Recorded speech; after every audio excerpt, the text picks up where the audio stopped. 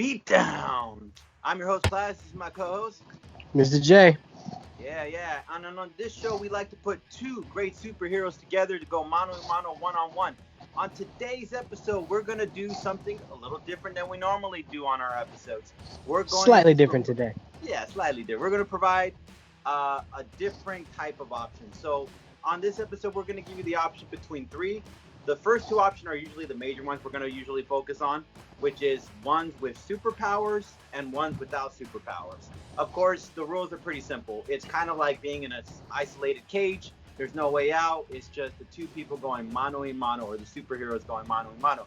And today, my boy right here won the coin toss. Yes, I did. All right, so which one did you pick? I wanted to have them have their abilities and have their powers. I feel like that makes it more for an interesting fight. So I chose with powers. Okay, and who do you want to pick to start off the argument? I will actually let you start it off, brother. All right. Okay, so superpowers. This is actually going to be a very interesting one. I wrote a couple notes down to kind of keep myself on my toes, because I want to make sure I don't lose myself in the focus here. Actually, very powerful mutant. She actually has very expertise in martial arts. She has some kind of blast sonic thing that comes out of her hands. She could also use some kind of sword. So she's a very powerful mutant. That's what I'll give for start. Omega level. Omega level. Okay. However, let's talk about my boy Nightcrawler, who I will be defending today. Nightcrawler is actually very acrobatic, and because of that, has gained some abilities for physical tip-top shape. He's like, the durability is phenomenal, which means he can actually stand toe-to-toe with the best of them and actually get into a fight for a long period of time. That's actually a very beneficial thing. Now, another thing I wanted to add up, it was something I just recently learned about, which are called BAMFs. If you don't know what a BAMF is, I'm about to blow your mind.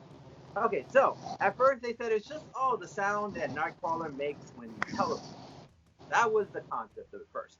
And then you find out, nope, they wanted to add a little story to it. BAMFs are these little miniaturized Nightcrawler-looking things that actually are loyal to Nightcrawler, since apparently he defeated his father, and now they're like, he's a father to their figure, and kind of that kind of concept. So there's these little minions that actually could benefit in a fight, considering the fact that this is a superpower fight. And since he teleports the majority of the time, he provides bringing these little guys back with him. Now, just bringing all that together. Okay, so let me start off with what he can do to beat Psylocke. Now, Psylocke does have the ability of mind control and all stuff, but at the same time, she has to be able to catch the guy to do it. Now, she has to be able to lock eyes or something in order to make sure that it's being able to be maintained or being able to control someone's mind. Now, if Nightcrawler keeps moving, it could be a little tricky to do that. At the same time, these little minions are very helpful because they could be a distraction. And also at the same time, Nightcrawler's tail is so strong it can actually throw an adult-sized man. Now, Psylocke might have the ability to fight martial arts, and Nightcrawler can go toe-to-toe and hand-to-hand combat. Keep in mind, that tail is going to be a third hand. It's going to come in handy. It's going to swing, it's going to attack, and it might even cut a little. So while he's throwing down with her, going fight, teleporting in each direction, trying to throw swings at her with acrobatic style moves, it can be tricky for the martial artist to maintain focus when your opponent's going from every different direction, using not only two hands, but using the tail as well as a fighting tactic style. Maybe even tossing you around here and there just for the fun of it. Now, at the same time, of course, this might tire out Nightcrawler a little bit. Let's keep that in mind. But the great part about Nightcrawler is that he has these suction cup discs or something like that he can actually latch onto walls. Now, teleporting back and forth, he's got these little guys in his corner. Keeping her big as he could just go up in the ceilings, chill for a minute, take a breather, and then go back at it again. And then go back at it again. And again. And again. And again. Now, another thing about his teleportation thing is when he grabs onto someone else, it weakens them. Teleporting them from one place to another does not do them any help. So if he decides, I want to teleport her from one spot to another, just little by little, taking deep breaths. Remember, he has a lot of durability. All he has to do is tire her out. Takes a lot on her, takes a toll on her. Eventually, weakens her enough to knock her dead. That's my argument. Well, being that is a strong argument, I think you forget Psylocke also has the ability to teleport. She can shadow teleport, actually. As well, she has the ability to fly. Psylocke has many different abilities. She, like I said, is an Omega level mutant.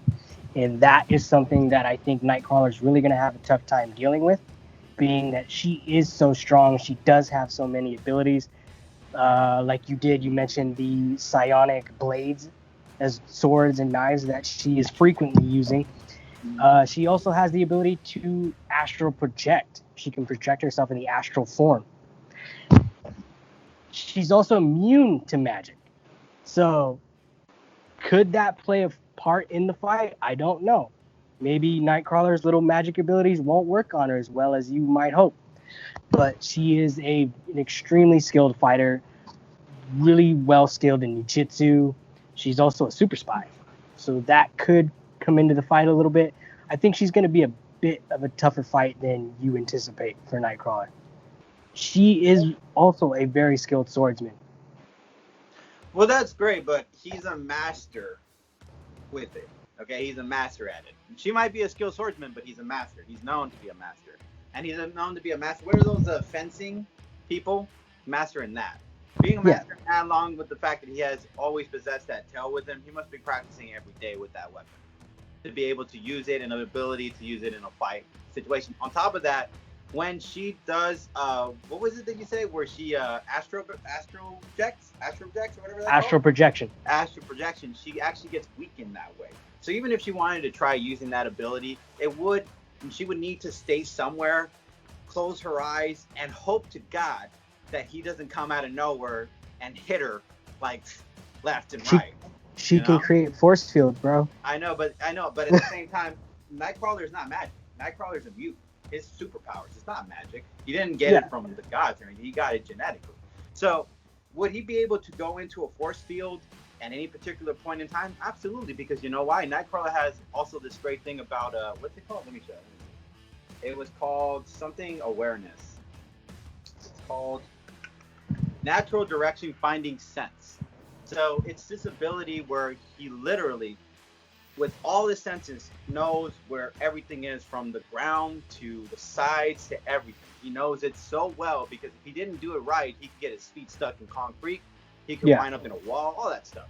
So he has that great sensibility, which actually does grow through time. So if he, let's say hypothetically, wanted to teleport her into a wall, she could suffocate. If he wanted to teleport, well, obviously he can't do that because this is being inside a steel cage. There's no way around it. There's no going outside the field. That would be an all-out brawl. But that being said, he does have that ability to knows his surroundings a lot more, which means that if he wanted to, he could psych her out, make her believe that, oh, there's no way you're going to get in my force field. And the reality is, all he has to do is remember, he knows his surroundings much easier. Boom, teleport inside where she's at, catch her off guard. So that force field might help for a second, but it won't help. She's got to be able to put the force field up, close her eyes, and then astral project.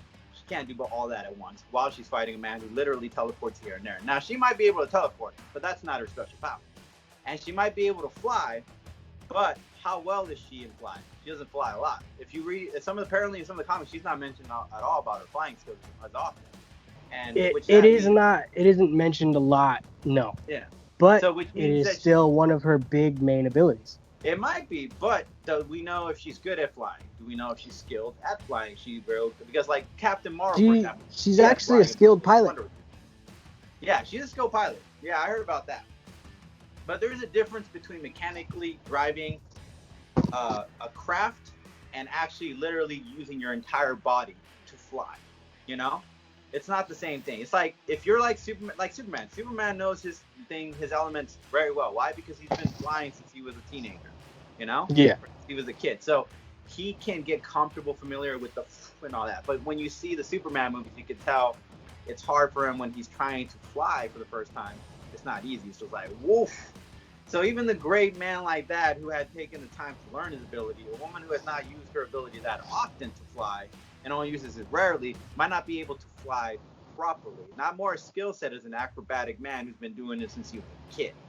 That's a different instance. A man who can climb around walls and do a whole lot of jumping around rather than and teleport at the same time, that's a lot more of a beneficial than someone who can just fly up in the air. You know?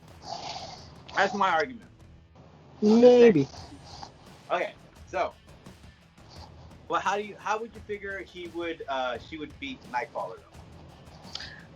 I think she would probably maybe beat him hand to hand. Maybe she's slightly more skilled hand to hand than he is, or better with the katana. Remember, this is a superpower fight.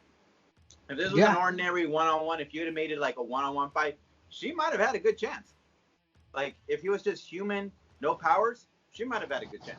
Because she has better skill set. She's actually more martial art expert, and he's more kind of like friendlier, religious sense-wise. Like, he's more like, I'm incapable of fighting like with martial arts. He's acrobatic, but he's not martial arts. I think giving them the abilities and their superpowers makes it slightly more dangerous for Nightcrawler, being that Psylocke's skills and powers and her abilities, they're so vast and just, they're everywhere. There's so many things she can do, and there's a couple maybe different ways that she can beat him. Even if he's somehow able to disarm her and take away her katana, even if he's able to do that, she always has a weapon on her. Right. Yeah, no, that's understandable. But remember, like I said, he wouldn't be trying to go one-on-one with her, obviously. The teleportation is his bread and butter. Using his teleportation abilities, using his tail, using the ability to weaken her up, that's how he would get her. He's not the type of character to stay in one place, and he's actually the type of person who can keep himself from a distance. That's why he's pretty well in the whole durability, because he doesn't just immediately waste all his energy. He tries to keep some of that ability, takes his time before going to go toe to toe with a person, because he also knows it takes a toll on him too when he does these things. Yeah. So yeah, she is powerful. There's no doubt about it. But she's not beatable. She has been beaten before, and I'm sure she's been beaten by even weaker mutants than Nightcrawler. So I don't know who, but I bet if I look it up, I can find it. But that being said, Nightcrawler would give her a run for his money. Now, you're saying that because of her abilities, there's no way Nightcrawler can beat her. And I'm saying... No, I'm saying it's possible that he could beat her, yes. But 9 times out of 10, I think she wins the fight. She's much more vicious, and she's much more prone to go for the kill than Nightcrawler is. Nightcrawler would maybe give her a chance, maybe just ask her to give up. She's not like that. So that's why I think she wins. Well, so I would agree with that, but there is another comic where he actually loses his soul. And losing your soul means you might not have your humanity left. So let's say if this is what Nightcrawler is, then that means there is no sympathy you're going to get from Nightcrawler when it comes to a fight. He's going to go after you. But that's if you're using that version of Nightcrawler. The normal standard version everybody knows. It's not exactly like that. Yeah. Yeah. So, but I'm gonna use the vicious one because this is a vicious fight. But of course you are.